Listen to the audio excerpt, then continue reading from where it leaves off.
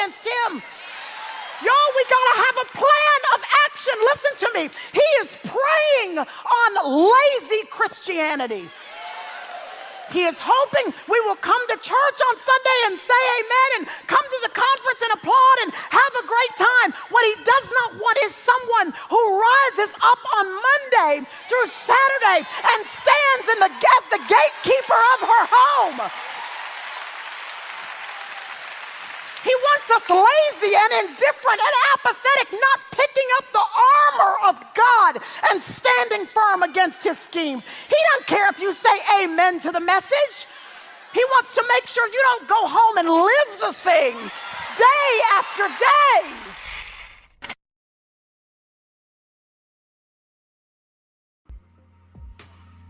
Hey, everybody. Come on in. Come on in. It is the Kingdom Code podcast.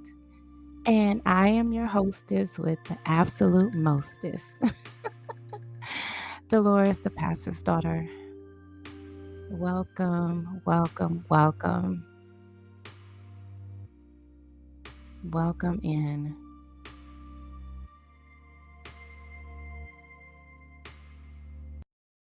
She didn't just find out that he was a scoundrel. She knew he was a scoundrel. Because sometimes God gives us knowledge, but that knowledge doesn't have to be acted on the moment we receive it. This is all out of order because I was supposed to give you steps, but I'm going to tell you right now. She knew who he was a long time before this moment. But just because she knew didn't mean that she had to act on it. And just because she knew didn't mean that she had to ignore it. Sometimes the most powerful gift you can give yourself as it relates to knowing what you know is recognizing the timing in which you release what you know. Timing is everything.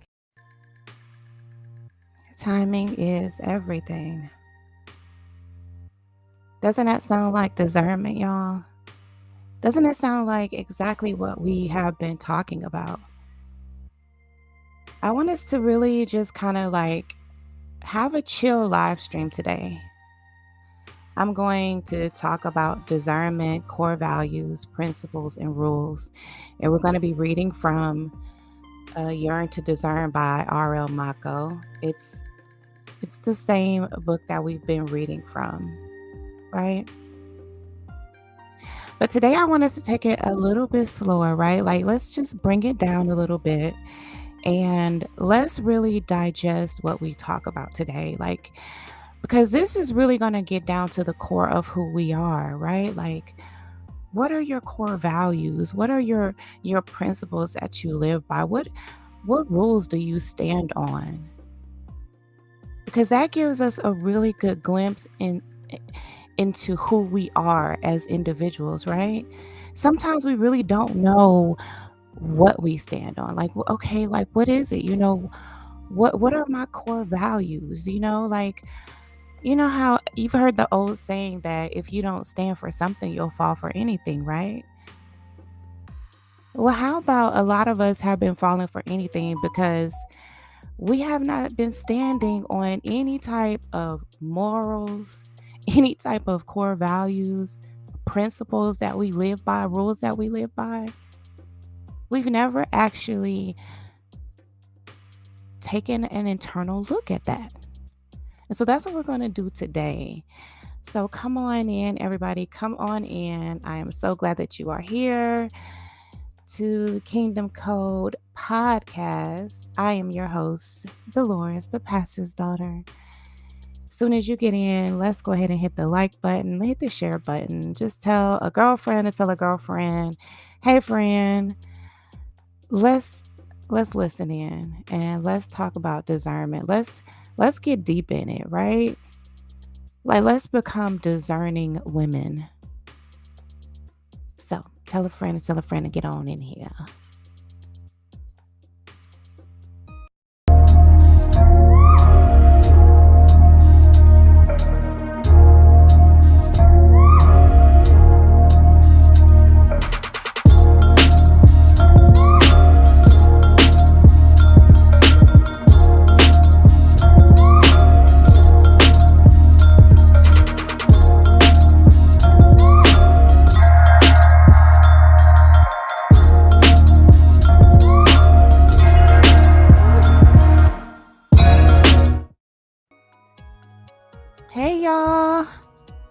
Hey y'all, what is going on? This is the Kingdom Code Podcast. I am your host, Dolores, the pastor's daughter. I am so glad that you are here. We are going to dive right back into this book. Hold on, you guys. I have to sneeze. Excuse me. Like right when I started talking, I had to sneeze. Excuse me, y'all. So anyway, yes, look, we have been digging deep into discernment, right? We have learned a lot. We have learned the core, like the core meaning of the word, the root of the word, where it comes from, what it is not, right? We've learned that discernment is our superpower. So today we are going to talk about discernment still, right? But the core values, the principles, and the rules that really like guide our lives, right? Guide our decision making. So let's get into it. Can everybody hear me? If you don't mind, just giving me a thumbs up in the chat. Let me know you can hear me just fine. And let's go ahead and get started. Chapter 5, Discernment, Core Values, Principles, and Rules.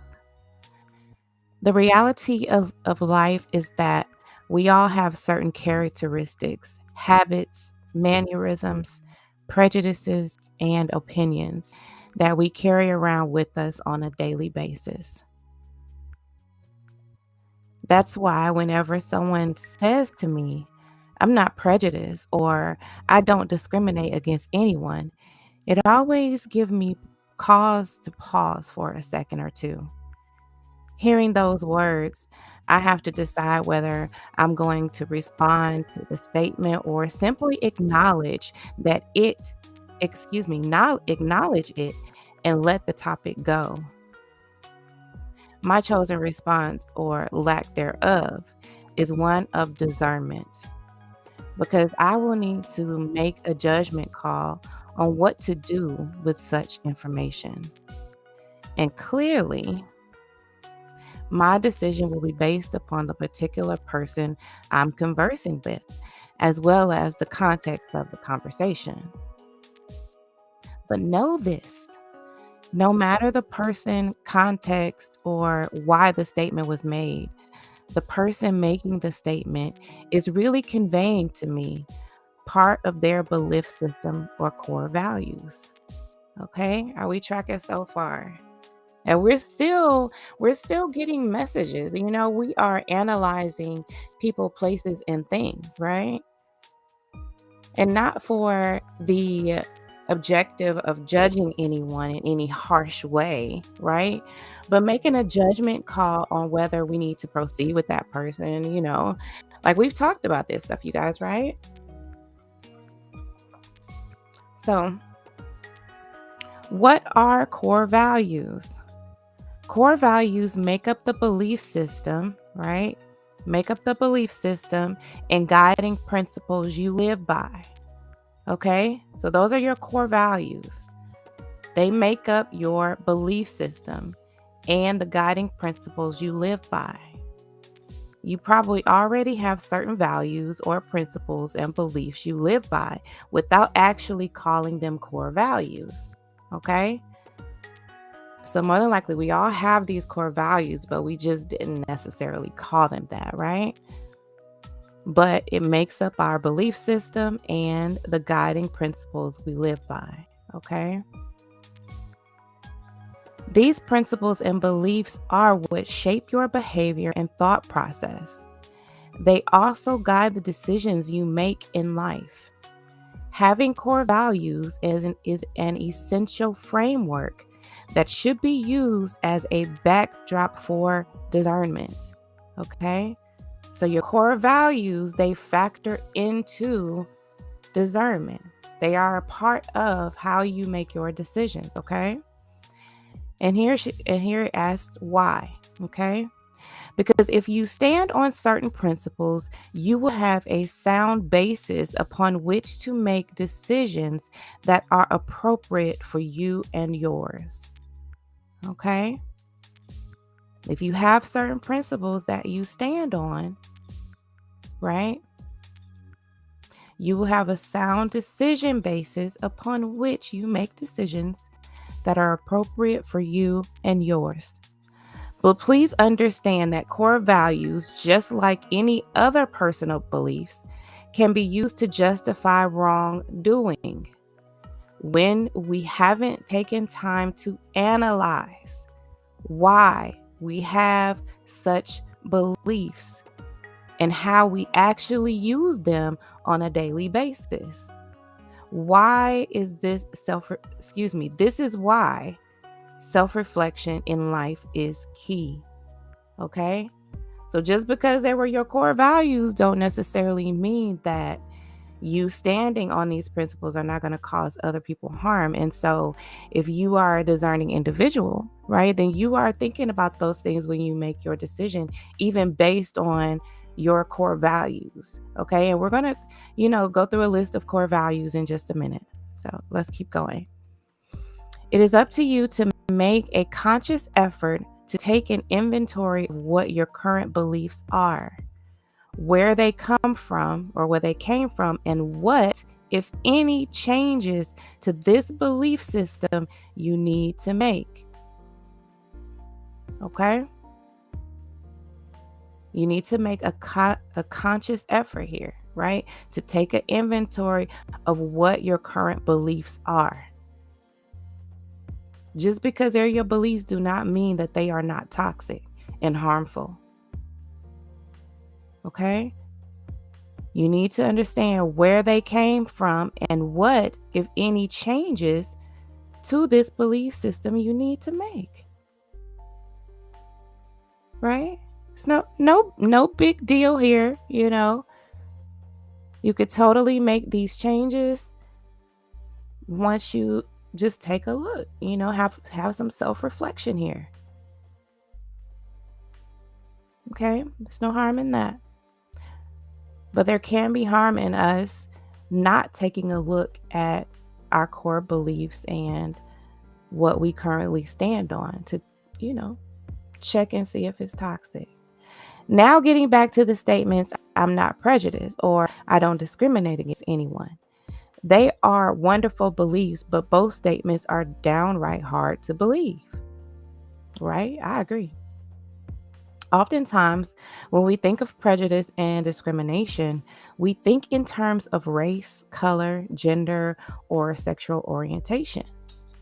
But quite frankly, the ways in which we constantly discriminate against individuals are done so in ways not necessarily connected to race, color, gender, or sexual orientation. Many times, we don't even realize we're discriminating against someone, but we are. Or better yet, we justify our discriminatory behavior and pat ourselves on the back for our ingenuity in masking our actions as anything but discrimination or prejudice. Okay? So just because you put a justification on your behavior does not make it right. Does not make it a discerning behavior, right?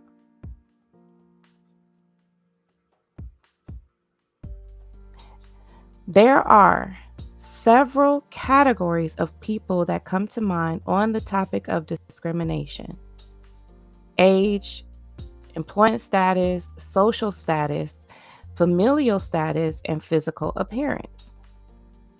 We may act out our prejudice by moving our seat, refusing to acknowledge someone, or walking in the opposite direction of someone who we don't know and have not determined we don't know. Oh gosh, hold on. I think I read that all wrong, honey. Okay. We may act out our prejudice by moving our seat, refusing to acknowledge someone, or walking in the opposite direction of someone who we don't know and have determined we don't want to know on the basis of their size or appearance. Okay? When we make such decisions to move or somehow indicate our disdain for someone based upon these shallow reasons, rest assured that your decisions are rooted in prejudice, not discernment. Okay? Let's keep going. Nothing in those types of decisions or judgments seek to elevate or uplift anyone, including yourself. The only purpose is to condemn, judge, or separate. And although our actions may not be punishable by law, that does not mean the behavior is not discriminatory in nature. But alas, if you dare to think about what you did and why you did it, it is. Okay.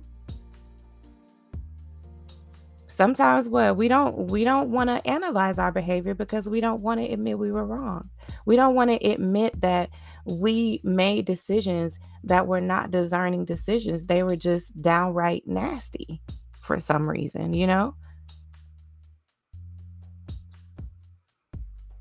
But I still say here, in some cases, you may be protecting yourself, right?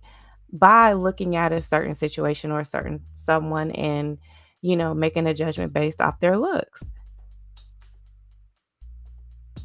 So again, right, this is a situation where you would have to use your discernment to know, like, where are you coming from with your thoughts? Check in with yourself. You know, is this based on what I perceive to be a true threat or a situation that I need to avoid, or am I just being nasty? Let's keep reading. I'm not saying that we can't aspire to be less prejudiced or limit our prejudice to rational judgment calls that serve to protect us rather than to hurt or judge others, because that is exactly what we should do. See, this is exactly what I just said, right? Because there's a line here. And unless you are doing some internal reflection, then you're not really even checking with yourself to know where your thoughts are coming from. And that could be harmful to people.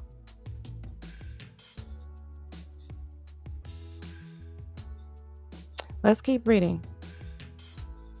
But in order to do that, we must be honest with ourselves and face the fact that none of us are blameless in our walk of life. At some point or another, we will have passed judgment or discriminated against someone and somehow justify our decision to others or to anyone who we trust enough to listen. And the fact of the matter is, this is learned behavior. Oh, wow. This is learned behavior. Suffice it to say, it took a long time for us to accumulate this type of baggage we carry around with us, and it's safe to say that it takes a while for us to undo all the damage done from carrying such baggage. Our constant rush to judgment is indeed invisible baggage that weighs us down in countless ways. Wow. And since we probably started carrying this baggage from an early age, we are immune to how heavy it has become over the years. Wow.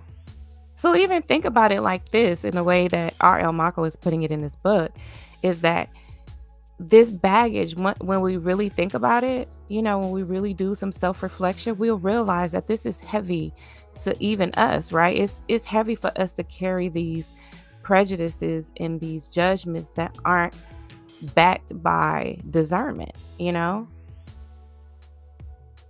we're just carrying around learned behavior. And then most times what's sad is that we've already acknowledged that it's toxic, but we still carry around the same behavior that maybe we grew up with, we grew up seeing. And if we would just acknowledge it and let it go, then we would be lightening our own load, as well as treating the next person with dignity and respect. Right? Like, think about that.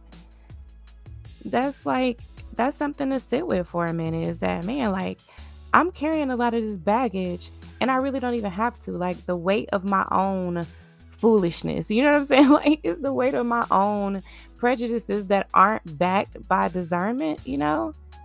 That's just not, I don't want to carry that around. Okay, let me keep reading. Let's face it, making changes in life is difficult. Making changes requires discipline, determination, and persistence in order for us to see the necessary changes actually come to fruition.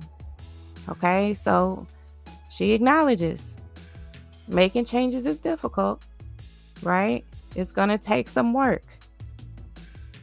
But this is why learning to discern in the face of establishing core values and using them consciously will help you make the changes you need to make. Again, discernment is what lightens that load for you, right? It lightens the load and it makes it easier to make the changes that you need to make, because you want your decisions to be discerning decisions. That's what you want for your life now. Let me see. I don't know why this is doing this. Hold on, y'all. I'm trying to change it where you can see my avatar as well. And I'm not understanding why it's not showing. Hold on, let me make sure y'all can still hear me good. You should be able to. Of God and stand And persistence. Okay, so y'all can hear me just fine. But I was wanting my avatar to show up and it's just not showing up. Let me throw out this this copyright disclaimer really quick, you guys, okay? I think it's still in here. This this restream is acting really weird for me today. So I don't really know why though. But let's listen to this, okay? Let's listen to this. She didn't just find out that he was a scoundrel. She knew he was a scoundrel. Because sometimes God gives us knowledge, but that knowledge doesn't have to be acted on the moment we receive it. This is all out of order because I was supposed to give you steps, but I'm going to tell you right now. She knew who he was a long time before this moment. But just because she knew didn't mean that she had to act on it. And just because she knew didn't mean that she had to ignore it. Sometimes the most powerful gift you can give yourself as it relates to knowing what you know is recognizing the timing in which you release what you know. Timing is everything. Wow. She said knowledge doesn't have to be acted on just because you know it, right? But it also doesn't have to be ignored. And discernment is realizing that there are times when you have to hold what you got, you know, until it is safe to make a move, until it's safe to speak up, until God gives you like that, you know, that comfort in knowing that this is your time.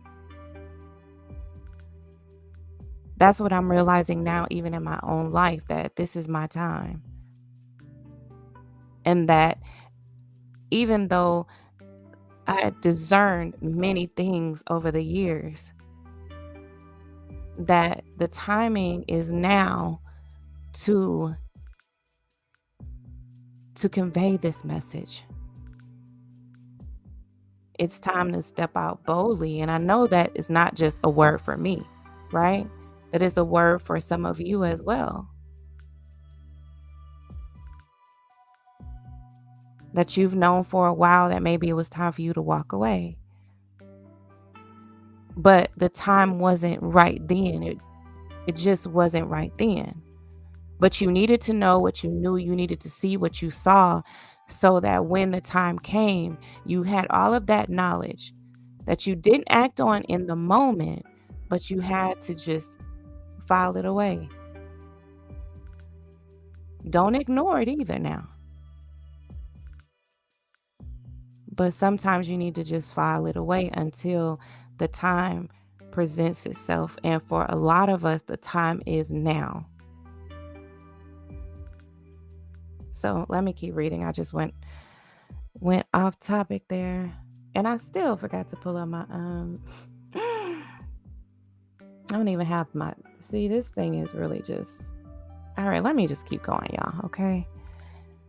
Anyway, this is covered by the Copyright Act of what is it, 1776 or something like that. Y'all know what I mean. Okay. Learning to discern properly also requires a level of discipline in order for you to consistently make appropriate decisions. Okay, so that's another thing we realize we have to have discipline. You will have to fight multiple urges, like old habits, emotions, and so many elements that are designed to keep you off track. Right? Think about that. Think about still having to fight like that old way, that old way of like maybe you was someone who just popped off real quick, like you go 0 to 100 real quick. And you have to have that discipline to constantly like keep yourself in check. That old way of doing stuff, that old way of popping off and going off and cussing somebody out and acting a fool, like, no. That old way is over. That is no longer you because you don't make decisions based off of this hot head of emotions. You have discernment, which means that sometimes you got to know something, but act like you don't know until the time is right. I keep getting off on some other stuff. I think that's for somebody. Okay? Take it if it resonates with you. Therefore, because you will have to fight several battlefronts, you should start with a foundation or strategy you can use before, during, and after you are confronted with all types of situations. Right? You need to already have a plan. Because your plan is based on your foundation, right? So your plan is saying, hey, like, I'm going to step back. Like, I recognize that this situation is pulling on my emotions right now, right? But I have discipline. And I know that I can't pop off like I used to pop off. I'm going to have to take a breather. I'm going to have to take a deep breath, step back from the situation, and analyze the situation. If you have a strategy, it will set the stage for you to begin discerning as you make important decisions. A great place to start is by establishing core values. Okay? Establish core values for yourself. The bottom line is, it's time for you to develop your own belief system instead of living in a belief system that was fed to you. Okay? Look, y'all, like, it's simply just time. You're not standing on those same toxic core values that you had growing up. Right? Like, yeah, one of your core values may be family. But a toxic core value is what family over everything, like where you willing to go to prison and do all kind of stupid stuff because it's like that's your family. Right? But when you have your core values, right? And you have discipline and you recognize that, hey, I need to step back and discern this situation. My family is toxic to me. So maybe Me standing on this one core value is actually toxic to me right now. Okay, but let's keep going. The bottom line is, it's time for you to develop your own belief system instead of living on the belief system that was fed to you. Now, if you decide that you've done this analysis, right? And the core values that you grew up with are like they're sound, right? Like they're good. And you still want to stand on them. They don't hurt anybody. They're discerning. They are actually good core values. And that's great, right? That's great. But you still need to do the analysis.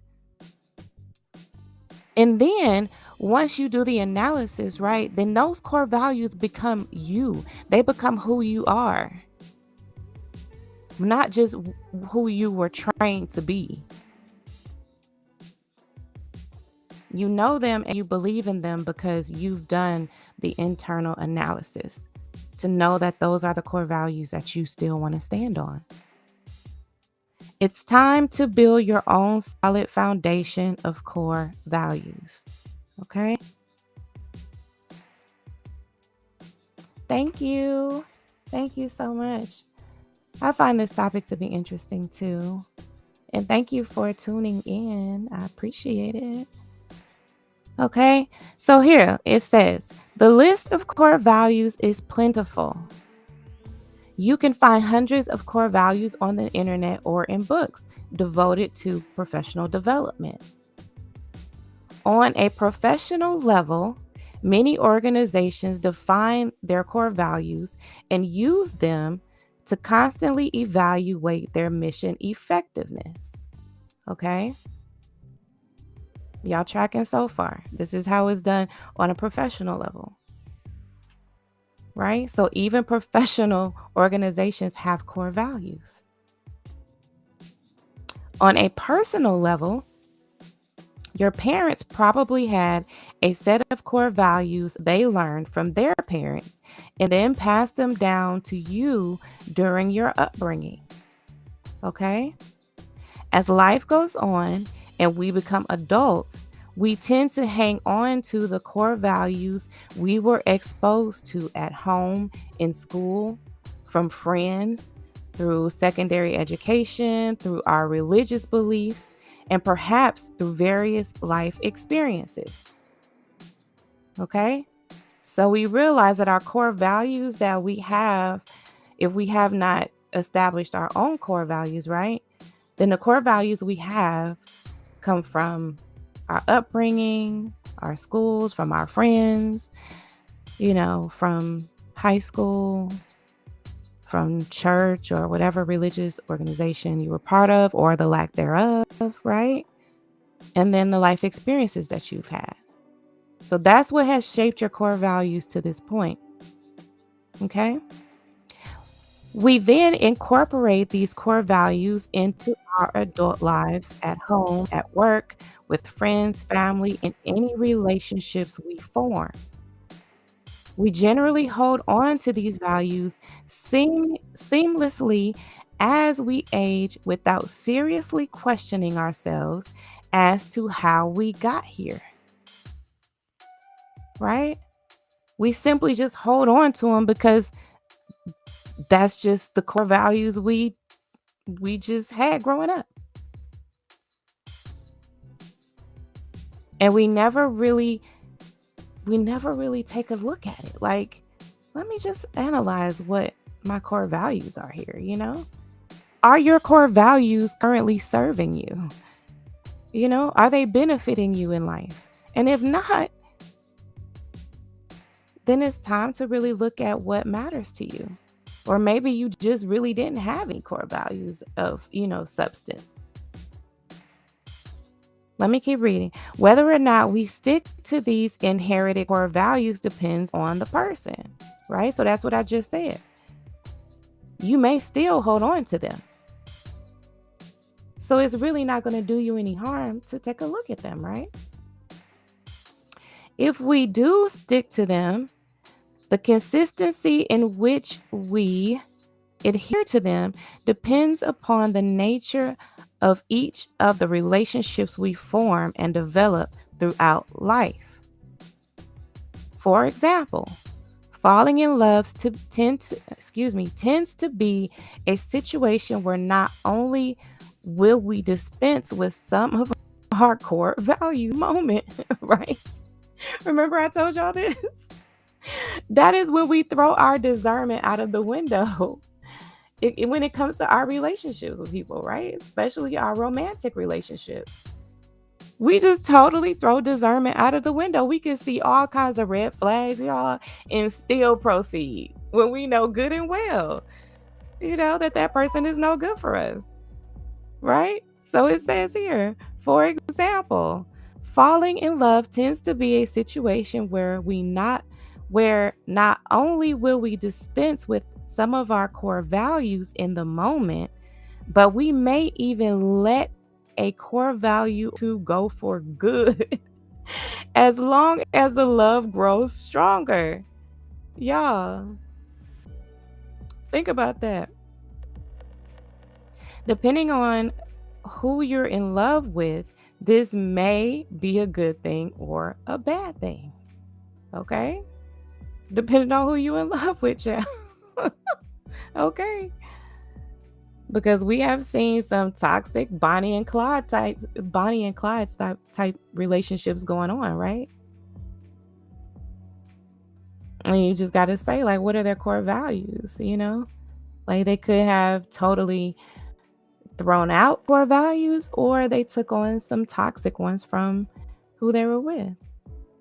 But the fact of the matter is, when it comes to discernment, we tend to throw it completely out of the window when we fall in love, or when, you know what I'm saying, quote unquote, fall in love, right? However, if you never take the time to understand what your values are and why you believe in them, you may be throwing away certain core values at a time when you need them the most. Okay? You might be throwing them out. And that's exactly what you need, okay? Therefore, knowing what you truly stand for and why you've taken such a stand will stop you from tossing your principles and values aside when you really need them to guide you through important situations. Y'all, how many times have we seen this happen? When it's like you see like a friend of yours and you're just like, you would have never done this, you would have never behaved this way, but now that you're with so and so, you've totally thrown your principles out of the window. You're doing things that are harmful to yourself, and like, I know you guys have seen or have friends like that. Like, I feel like we all have. We probably were friends like that. Some of us are friends like that right now, where it's like our friends are looking at us and they're like, girl, this is not you. Like, ever since you started talking to that person, you have been toxic. You have been harming yourself. You haven't been taking care of yourself. You're missing time at work. You're being mean to people. Like, you've had that girlfriend or two, right? And that's when we tend to like totally throw our principles out of the window. And so it behooves us, right? To do some analysis, right? And really be honest about who we are and who we're with. You may love them, but you may not need to be with them, or you may not need to hang with them. You might need to love that person from a distance. Okay? Let's keep going. Since for most of us, the core values we're following were not established by way of a list we sat down and compiled ourselves. It's high time that we actually sit down and create a list of core values we stand by and are committed to upholding. Okay? So she says to help you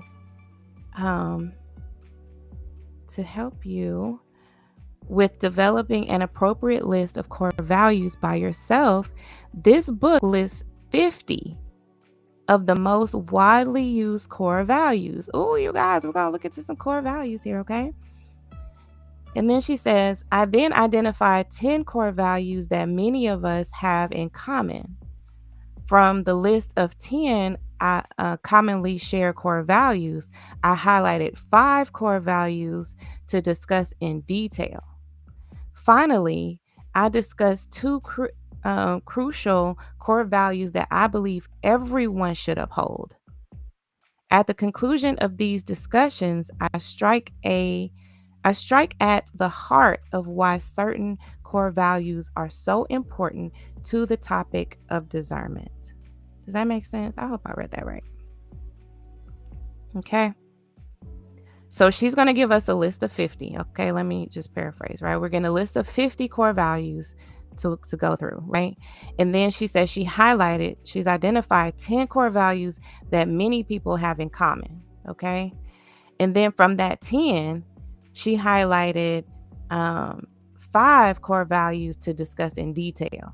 Okay, so she's going to go into more detail about those core values. And then she says, finally, she discusses 2 crucial core values that everybody should have and uphold. Okay, so let's get into it, y'all. Let's get into it. Okay, I know you probably can't see this. And there's like, let me see if there's a way for me to blow it up. I'm trying to make it bigger. Let me see. Okay, and see what the list is. 5 widely used core values. Okay, let me see. I think we could see most of them. Okay, so the first one is family, integrity. I'm going down. Okay, fairness, justice, love, loyalty, respect, spiritual, peace, truth, commitment, understanding, honesty, accountability, trust, adaptability, ambition, consistency, justice, courage, determination, gratitude, growth, happiness, humility, hope, integrity, kindness, maturity, persistence, tradition, wisdom, wealth, success, thankful, giving, service, selfless, responsibility, purpose, tolerance, sincerity, motivation, honor, equality, discipline, community, dignity, health, and compassion. Y'all, any of those sound like you? Like this, okay, so these are the ones that she said are the 10 most commonly used, right? Or commonly shared. My bad, not used. 10 commonly shared core values. And family, loyalty, truth, trust, respect, wisdom, love, success, compassion, and happiness. What do y'all think about those? Does that sound like the 10 core values that you would have or that you have? Yeah. So you say yes, definitely discipline, compassion, and responsibility speaks to you. Yeah. Yeah, me too. Respect is a big one for me. Love, loyalty, right? Family. Like, yeah, a lot of these people do share. And then the top 5, these are the ones that she's going to go into more detail about. That's family, love, respect, happiness, and success. So what y'all think about that? Those are the 50 most widely used core values, the 10 shared core values, and the top 5 core values. I can see definitely the top 5, I think most people definitely have. Or yeah, Yeah, I would agree. Family, love, respect, happiness, and success. Because it's like, who doesn't really like want that? Like, you know what I'm saying? So I would have to agree with that, you guys. Okay, let me go to the next page here. Let me see. Oops. Okay, so she's gonna go into more detail about the core values. And let's read the family one, and then I'll probably let y'all go and then we'll come back. Yeah, because we're already like 46 minutes in. So let's read on. Okay. Okay, so number one core value is family, okay? So she says here, the first core value I choose to lead with is the core value of family. Right? I think that's like probably the most common one, right? Like the most common. And then and then she said, I choose to discuss family first because family is the first core value we are exposed to and the one that has the biggest effect upon our lives, right? I would agree. Okay.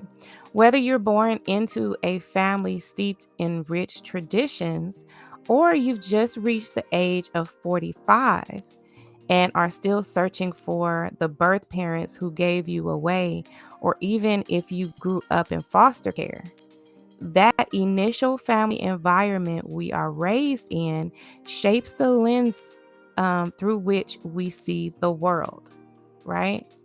So, however we came into this world is like our initial, you know, our initial like shaping, it's the initial thing that shaped us.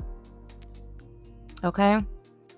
So the family structure you're born and raised in is the environment that sets the foundation for your belief system. Okay. So your belief system first got started by your family, right? However, that family was set up, or even the lack thereof, in some of our cases. Okay. Your concept of family and how important you view family will determine so much in your life.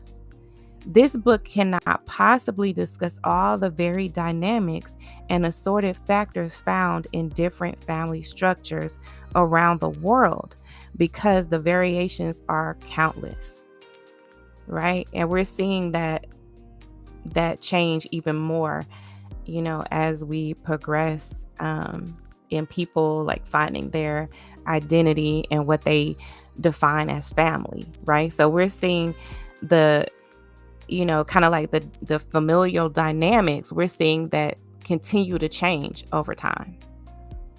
Okay, still continuing to change. But we will explore the ways in which family can serve to uplift or hinder your progress, depending upon how you interpret family and how you allow family to function in your life. Now, notice here that she capitalized you. Okay, so I'm going to read it again. But we will explore the ways in which family can serve to uplift or hinder your progress, depending upon how you interpret family and how you allow family to function in your life. Okay? So this is how this serves you is going to depend on you. This is very individualistic, depending on your family structure and how you view family. Right? I have a different, I don't know, everybody has different views, but I like my family viewpoint is, I don't know, it's a bit weird ever since, the family pretty much broke up over my father's spiritual abuse, so I have like a different viewpoint of family. And because I didn't grow up around my family, like extended family, I grew up in Germany around just my immediate family. And so my viewpoint of like extended family is even more different because I really don't even like view them, like some of them, I don't even really view them as family because it's like, I didn't even know you. And, I don't know that I want to know you, like that for some of them. So I don't know, like I can see how I can totally see how this factors in, because it's like, not only does it depend on your family dynamics, right? But it also depends on how you interpret your family dynamics as well. So that makes this kind of like a real complicated thing, I think, you know? But let's keep going. Whenever I begin a discussion about family and the role it plays in one's life, no matter what the context, I always give my audience a disclaimer. That is, I always state the following. Okay, so this is her disclaimer. My concept of family may not be the norm and may even be considered warped by some standards. I am not here to diminish the level of importance family plays in your life. I am just trying to understand how you view family and what role that view plays in your life currently. Once you understand your family dynamic, your personal view of family, and how that dynamic and view of family affects the decisions you make in life, you will begin to pay closer attention to how family has and continues to impact you, your goals, and your path in life. Okay? It is only when you understand this impact that you will decide what changes and boundaries you must implement with certain family members. Sometimes the boundaries will need to be established in order to ensure that you're not led astray for the sake of family. Okay? Y'all hearing that? Because we have to admit that sometimes our family is not good for us. Okay? So you have to evaluate how important is the core value of family in your mind, even if the situation is toxic, right? You have to evaluate that. Overall, you need to understand how you have interpreted family in the past and how you will interpret family going forward. Okay? So that's her disclaimer. Okay? So she admits that, her family views may be warped, but, she understands that, it's more important to some than it is others, and that, everybody has their different viewpoints, and different experiences and all of that. So, we take that into consideration. So there's no judgment in how you view, but it's a good thing to take that, to do the work, to look at, how you view things, your family, how much weight are different core values in your life. What are your core values? You see what I'm saying? Okay. Those statements tend to speak my audience's interest, because now they really want to know how my view of family may be warped and how family can lead someone astray. I know I want to know, right? I want to know too. As the discussion progresses, they begin to think about family relationships in their lives and perhaps begin truly reflecting on these relationships for the very first time. Wow, can you imagine that? That some of us never really reflected on our relationships. We just went solely on this principle of family over everything, right? For me, I learned at an early age how to define and view family in a way that would not limit me or somehow overshadow or interfere with my dreams. Now, some people hearing this information will wonder, how can family get in the way of your dreams? My answer has been and will always be the same. Family, or anyone for that matter, can only hinder your life and your progress in life if you allow them to do so. Just like friends, co-workers, and significant others, family members come with their own set of problems and issues that show up when they come to you. Okay? Sometimes we have to realize that, look, that's just That's who that person is, and we just have to accept that and part ways, or put up boundaries to where we don't get caught up in, in toxic behaviors or toxic situations, right? The major difference between family and anyone else you interact with in life is the fact that you don't have the luxury of choosing the family you are born into, or those you are related to by blood, or even those who married into your family. Unfortunately, this difference is often the way family can act as a stronghold to your detriment. Okay? All right, did y'all get that? This difference, the fact that they are family, right, is often the way family can act as a stronghold to your detriment. If you fail to recognize when certain family members use the high value you place, they use the high value you place on family as a way to benefit themselves at your expense, you are headed for major setbacks without even knowing it.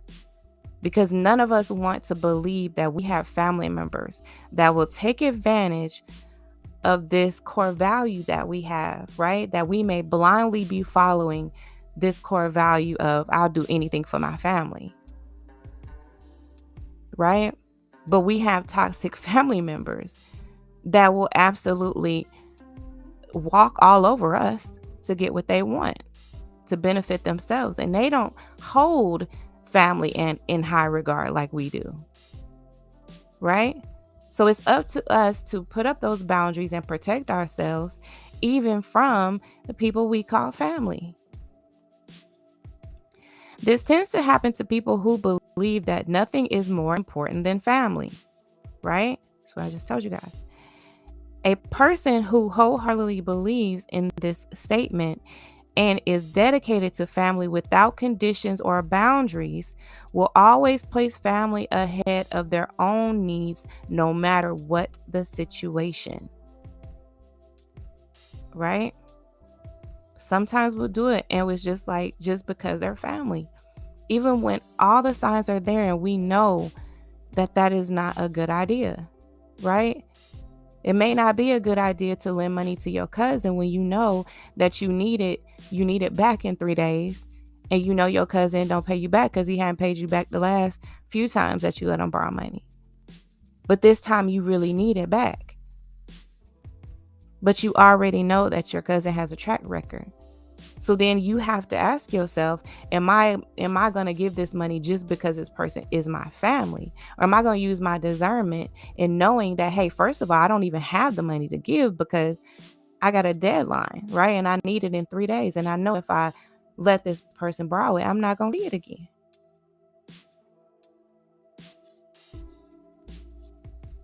Right? And some of us may even still give the money, right? And then allow that relationship to build up animosity, hatred, disdain, and now you can actually develop a hatred for your cousin. But it will also be where you would have to take accountability for your part because you knew that this person was this way, right? And just because they were your family member doesn't mean that you should throw your discernment out of the window. But that's what we tend to do when it comes to these really close relationships or romantic relationships, okay? Such persons generally suffer in silence and feel a sense of selflessness because they sacrifice for the sake of family, right? So you over there, you suffering in silence. And you are expecting people to do for you what you would do for them, which is because they're family. Not everybody holds family as in high regard or as one of their core values. So you have to give it its proper way, its proper, put it in its proper context. Okay? But always use discernment. Understand that there is nothing wrong with making sacrifices for your family at various times in your life. In fact, most of us do it, especially for our children, spouses, parents, and other family members who in our lives who we love, right? The family members in our lives who we love. However, when these sacrifices are made in the absence of discernment, the disposition can and oftentimes leave you vulnerable to being taken advantage of consistently. Some of us right now has that family member that consistently takes advantage of us. Because we hold family in high regard, we do anything for them. But we know that they're taking advantage of us. And we over there like we're suffering in silence. Building resentment, building a disdain, building hatred for our family members. Without even really taking accountability and taking a look inside to say, hey, like, how am I contributing to my own pain here? And not only that, but how can I change so that I protect myself, but I also protect the relationship that I hold dear, right? Because if you really hold the relationship, even with your family members, in high regard, right, then you wouldn't even allow it to get to a level of being taken advantage of.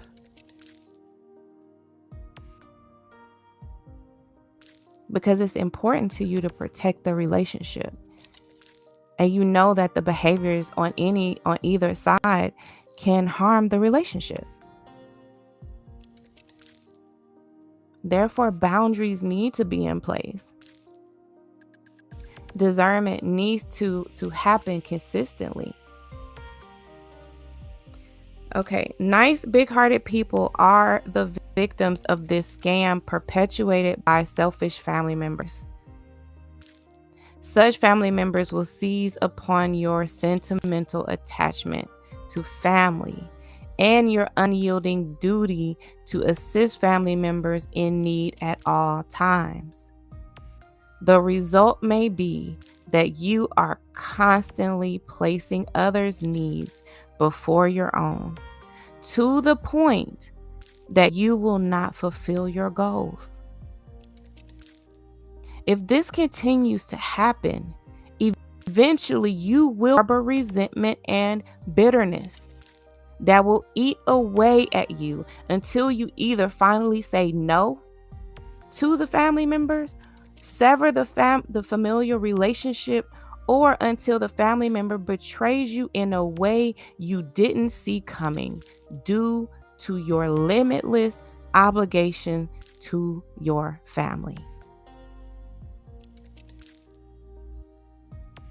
If you care about the relationship, then you'll have boundaries.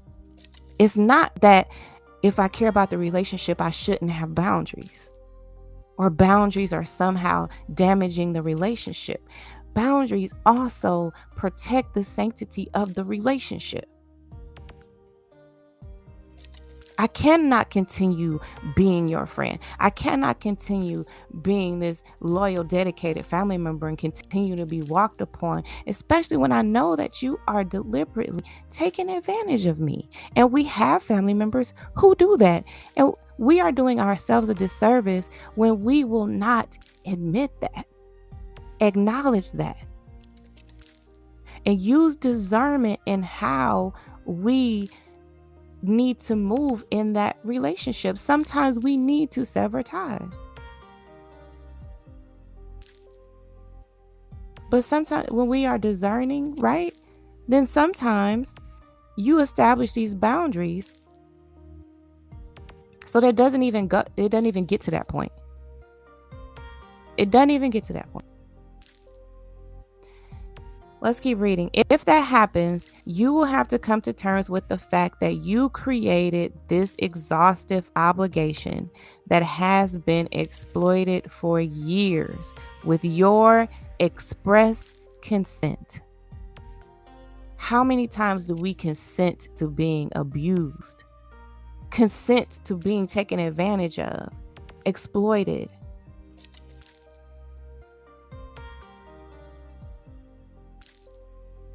And not that you say, yes, do this to me. No, not that type of consent. But your refusal to do anything different. To not see the signs, to just allow it to be. If you allow family to function this way in your life, the manner in which you've handled family will catch up to you eventually.